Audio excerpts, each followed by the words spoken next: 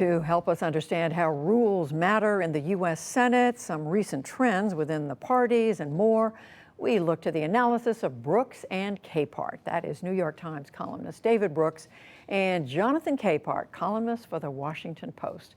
Hello to both of you on this Friday night. You know, we don't normally spend a lot of time talking about parliamentary rules, but we know they can make a big difference in what Congress does, David. And there was a column written this week by West Virginia Senator Joe Manchin where he said, and I'm partly quoting, there were no circumstances under which he would eliminate or weaken this rule that allows the minority party to stop legislation it doesn't want. I'm not exactly quoting what you see here. He went on to talk about eliminating the filibuster is not something we should do. We need to be seeking bipartisan solutions. We need to do our job. So, David, what did you make of the column? How much difference does it make? Well, it was an interesting column because he didn't make the normal argument for keeping the filibuster. Well, he made it to keep bipartisanship, but a different argument as well, which was small states can't be trampled. The Constitution recognizes us as individuals, but it also recognizes states as entities, and the Senate is there to protect the states. And as someone from a small state, I think he feels that profoundly. It will crimp the Biden administration, but not crush it, I think. I think the chances of getting anything major passed with 60 votes with 10 Republicans is basically nil. So they'll have to go through reconciliation. There seems to be a ruling from the parliamentarian that they can do reconciliation more than once in a year, and they just did it with COVID-19. But the door seems to be open to doing it with the infrastructure bill if we get to that in the fall. And so the Biden can still do big things, but probably fewer of them. Reconciliation, of course, being shorthand for a piece of legislation that can pass with 51, a simple majority. It doesn't have to have more than that. Jonathan, what are you thinking about the filibuster? Well, I thought Senator Manchin's op-ed in the Washington Post was laying down a clear marker.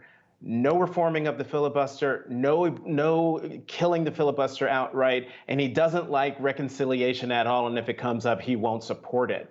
He wants to go back to quote-unquote regular order. When I interviewed former Congresswoman Donna Edwards, who was a member of Congress from Maryland between 2008 and 2017, and I asked her, is it possible to get back to regular order? And she said, when she was in the Congress for those 10 years, people then were talking about returning to regular order. No one has ever seen it, it appears, in recent memory. And so I think when it comes to filibuster, when it comes to reconciliation, when it comes to the president's agenda, I'm looking forward to Senator Manchin showing who the 10 Republican senators are who are going to provide the 60 votes to eliminate the filibuster so that bills can actually get to the floor for a vote. And I'm with David. I don't see where those votes are going to come from. And picking up on that, David, I mean, what does this mean for the Biden agenda? You said it hobbles it, words to that effect, but doesn't kill everything that the president wants. Yeah, well, if you can pass a $2.3 trillion infrastructure and jobs bill, that's a pretty big accomplishment. That's like 4 presidencies worth. So that's still on the table. But it's hard to see a lot else. You can only use reconciliation rarely, and it has to be on budget items. And so the filibuster, to me, we at University of Chicago, we had kids wear a T-shirt. Sure, it works in practice, but does it work in theory? And to me, I support the filibuster in theory because I do think it does, on balance, lead to bipartisanship. You got to work with the other side, but you wouldn't say it's done that recently. And somebody once said the Constitution is not a suicide note. If we can't get anything done, if politics is fundamentally broken, then we should probably widen the filibuster window. But Democrats should be absolutely confident that Republicans will someday in charge. And if they run the table now on a partisan basis, the Republicans will do exactly the same down the road, and they should prepare for that. Well, we're here, Jonathan, to talk about theory as much as anything else. But pick up on what David is saying about the Biden agenda, and let's bring in the tax increase that the president is going to be asking for to pay for his infrastructure plan, assuming it passes. Right. And before I answer that, I'm going to pick up on what David was saying. Yes, the Constitution isn't a suicide pact and the filibuster should be reformed to get the agenda through. But I just wonder, is the Republican Party even interested in negotiating, in compromising? And that gets to your question, Judy, about the tax increases that President Biden has proposed to pay for the American Jobs Plan. And here is where I think the president and the administration has been a lot different on this than it was on the COVID relief package, where they were insistent we're going to get this done, and they got it done with no Republican votes. Here, the president has been very clear. I'm willing to negotiate. Let's talk about this. And I think when it comes to raising the corporate tax rate from 21% to 28%, we very well could see the administration and the president compromise on that as a way of getting to yes, and maybe a vote on the floor of his American Jobs Plan. David, you go ahead.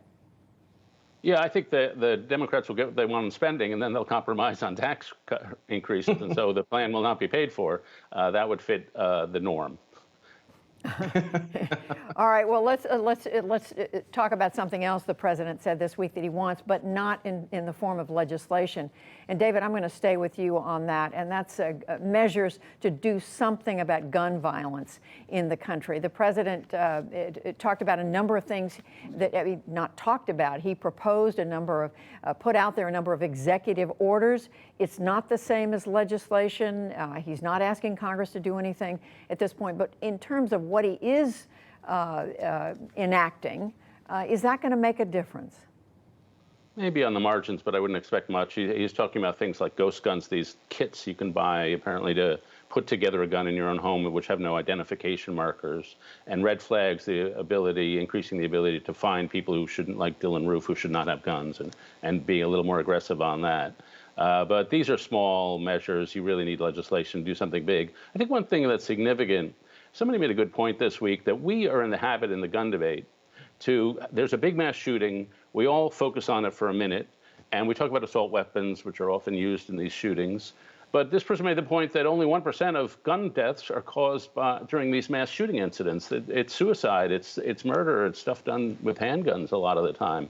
And what I did see in the president's move is a focus on what is the biggest part of the problem, which is the regular, ongoing drumbeat of daily gun violence that may not make the media, but is the real problem here. And Jonathan, do you see what the president is doing as making a difference? We see these terrible shootings. We don't hear about most of the shootings that happen every day in this country. Right. But do you see what President Biden is doing as making a difference?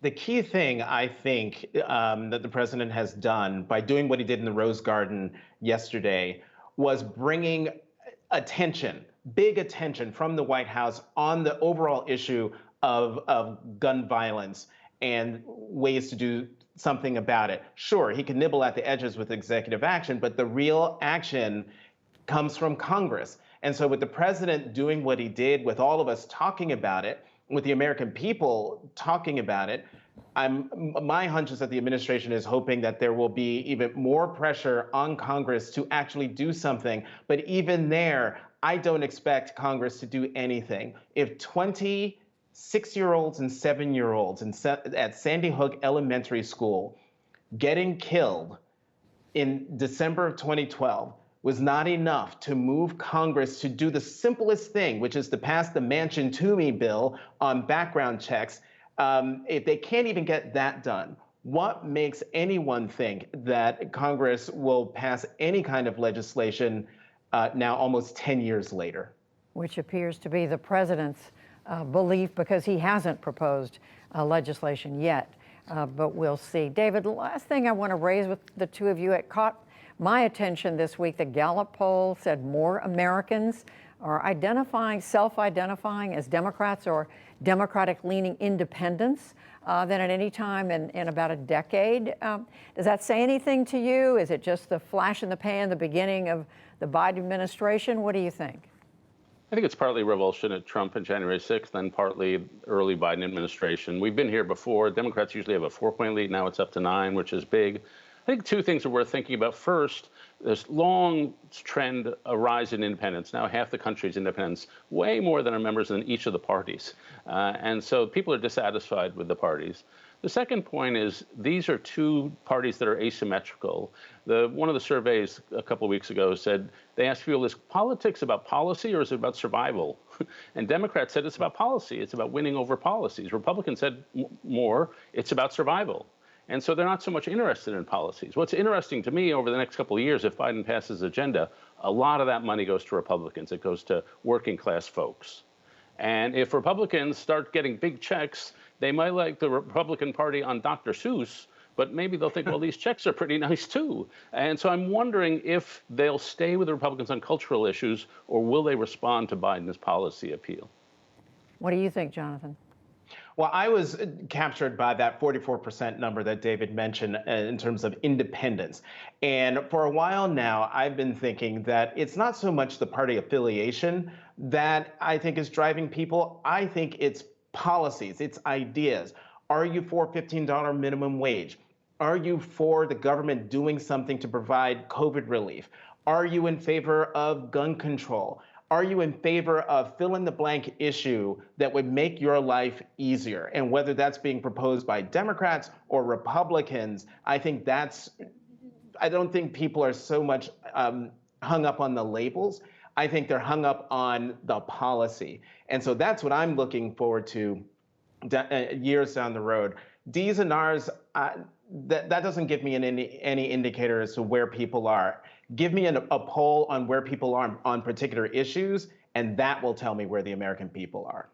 Dave, go ahead. David? Yeah, no, I think that's right. But so far, partisanship has its own dynamic. So once you become a Republican, then whatever the Republican Party wants, you're there for them. And so I think that's sort of what we've been pulled into, what they call effective polarization. You just want to hate the other team. And in the Trump era, policy was clearly secondary. Biden is trying to make it primary. And we'll see if it has a persuasive catalytic effect. Persuasive catalytic effect.